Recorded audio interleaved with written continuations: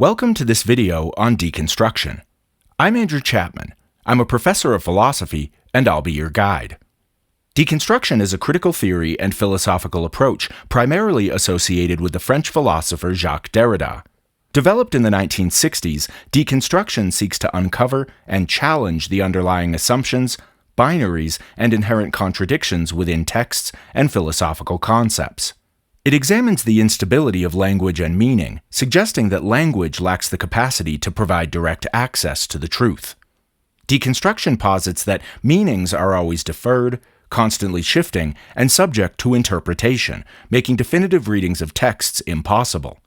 By revealing the multiple interpretations and hidden complexities within language, deconstruction aims to expose the layers of meaning that are often concealed by the apparent straightforwardness of written or spoken discourse. Deconstruction emerged during a period of intellectual upheaval in France as part of the broader poststructuralist movement that critiqued structuralism and traditional approaches to philosophy and literary criticism. In the 1960s, structuralism dominated French intellectual life, emphasizing stable structures underlying cultural and linguistic phenomena. Jacques Derrida, influenced by phenomenology and the works of philosophers like Martin Heidegger, challenged the structuralist notion of fixed meanings and stable structures. He argued that these structures are not as stable as they appear, and that any attempt to establish definitive meanings is undermined by the inherent ambiguities of language.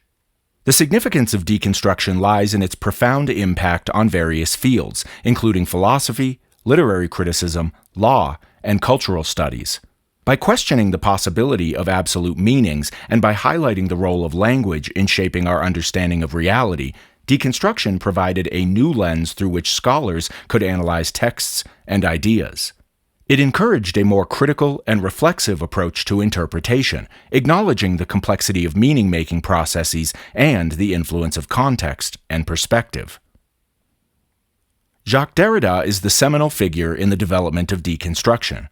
His works, such as Of Grammatology, Writing and Difference, and Dissemination, challenge traditional notions of meaning, authorship, and textuality. Derrida introduced key concepts like différance, a term that combines the notions of difference and deferral, to illustrate how meaning in language is always postponed and constructed through differences between signs. Other influential thinkers expanded upon Derrida's ideas.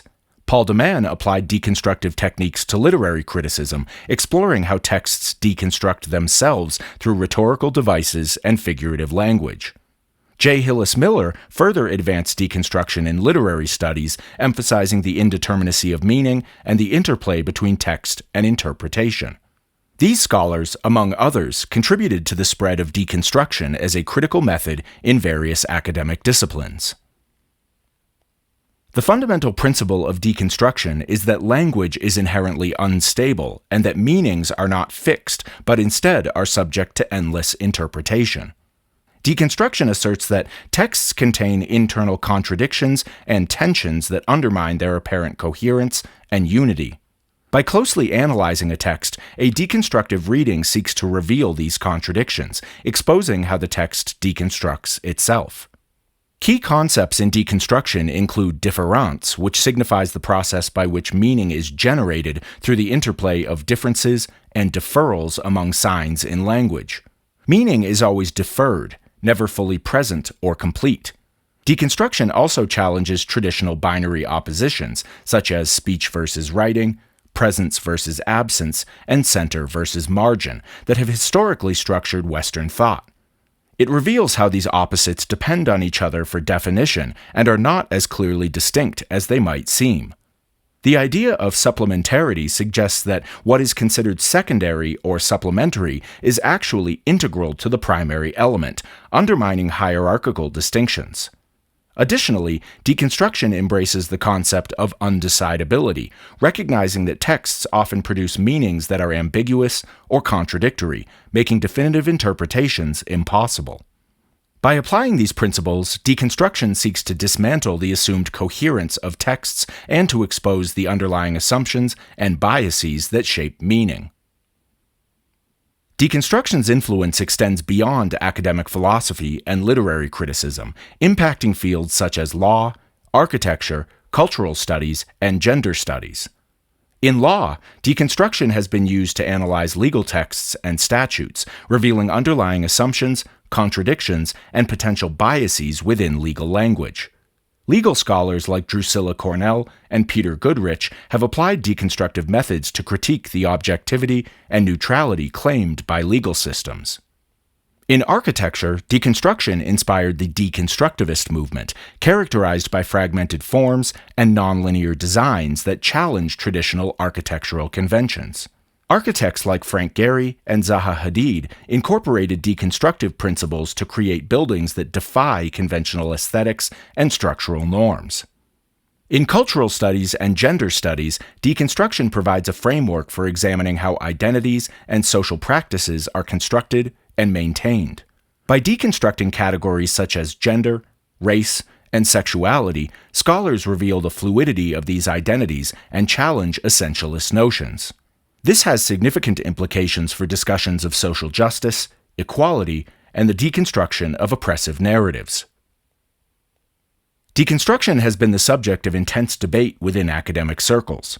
Critics argue that deconstruction's emphasis on the instability of meaning leads to a form of relativism, where the notion of objective truth becomes untenable.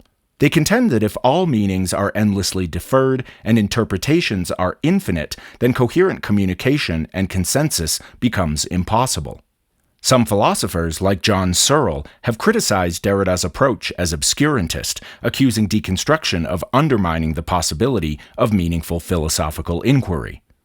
Others argue that deconstruction neglects the material and historical contexts of texts by focusing exclusively on language and textuality. In contrast, proponents of deconstruction assert that it does not deny the existence of meaning or truth, but rather encourages a more nuanced and critical engagement with texts. They argue that deconstruction reveals the complexities involved in interpretation and challenges readers to recognize the assumptions and power structures embedded in language. Deconstruction is seen not as a method of destroying meaning, but as a way to open up texts to multiple interpretations and deeper understanding. One of the main criticisms of deconstruction is that it leads to nihilism or radical skepticism, eroding the foundations of knowledge and ethical action. Critics fear that if meanings are always unstable, then any claim to truth or moral value becomes suspect. In response, advocates of deconstruction emphasize that acknowledging the complexity and multiplicity of meanings does not negate the possibility of understanding or ethical responsibility. Derrida himself argued that deconstruction is not a destructive activity, but an affirmative one that seeks to uncover hidden possibilities within texts and concepts. By revealing the contingent and constructed nature of meanings, deconstruction invites individuals to engage more thoughtfully and responsibly with texts and ideas. Another criticism is that deconstruction is overly abstract and inaccessible, employing dense and technical language that can alienate readers. Supporters counter that while deconstruction involves complex ideas, it addresses fundamental questions about language, meaning, and interpretation that are crucial for critical inquiry. They encourage readers to engage with deconstructive texts as a way to challenge conventional thinking and explore new perspectives. Deconstruction has been applied across a variety of disciplines, enriching and challenging traditional methodologies. In literary studies, deconstruction has transformed literary criticism by encouraging readers to explore the inherent ambiguities and contradictions within texts. It has expanded the scope of interpretation and opened up new avenues for analyzing literature. In philosophy, deconstruction has influenced contemporary thought by questioning foundational concepts and encouraging a re-examination of metaphysics, ethics, and epistemology. In law, legal scholars use deconstruction to critique legal texts and doctrines, exposing underlying biases and power dynamics. This has implications for justice, legal interpretation, and the understanding of rights. In architecture, deconstructivist architecture applies deconstructive principles to design, resulting in structures that defy traditional aesthetics and challenge perceptions of space and form. In cultural studies and gender studies, deconstruction provides tools for analyzing cultural identities, social norms, and power relations. It aids in deconstructing oppressive narratives and promoting social change. Artists also incorporate deconstructive ideas to challenge conventional representations and to explore new forms of expression. By crossing disciplinary boundaries, deconstruction fosters interdisciplinary dialogue and enriches various fields of study. While deconstruction's popularity peaked in the late 20th century, it remains a significant influence in critical theory, philosophy, and literary studies. Contemporary scholars continue to engage with deconstructive methods to analyze texts, cultural phenomena, and social issues. Deconstruction has evolved, intersecting with other theoretical frameworks such as postcolonial theory, feminist theory, and queer theory. In today's context, deconstruction contributes to discussions about identity, representation, and the politics of language. It provides a critical lens for examining how meanings are constructed in digital media, social networks, and global communications. By challenging assumptions and encouraging critical reflection, deconstruction remains relevant in addressing the complexities of the modern world. Deconstruction has had a profound impact on the humanities, reshaping approaches to textual analysis and philosophical inquiry. Its legacy includes challenging traditional criticism, expanding interpretive possibilities, influencing other theories, encouraging interdisciplinary research, and promoting critical awareness. By questioning established interpretive methods, deconstruction has promoted a more dynamic and critical approach to reading texts. It has enriched literary and cultural studies by highlighting the multiplicity of meanings, allowing for diverse perspectives and voices. Deconstruction has informed and intersected with various theoretical movements, including poststructuralism, postmodernism, and critical legal studies. Its applicability across disciplines has fostered interdisciplinary collaboration and innovation. By revealing the complexities of language and meaning, deconstruction encourages individuals to critically examine assumptions, ideologies, and power structures. In conclusion, deconstruction is a critical approach that seeks to expose and dismantle the structures of thought and language that underpin texts and ideas. By revealing the inherent instabilities and contradictions within these structures, deconstruction challenges conventional understandings and encourages a more reflexive engagement with texts and concepts. It emphasizes that meanings are not fixed, but are constantly shaped by context, difference, and deferral. Despite criticisms regarding its perceived relativism and complexity, deconstruction remains a vital tool for those who seek to question the certainty of interpretations and to understand the complex ways in which meanings are made and remade.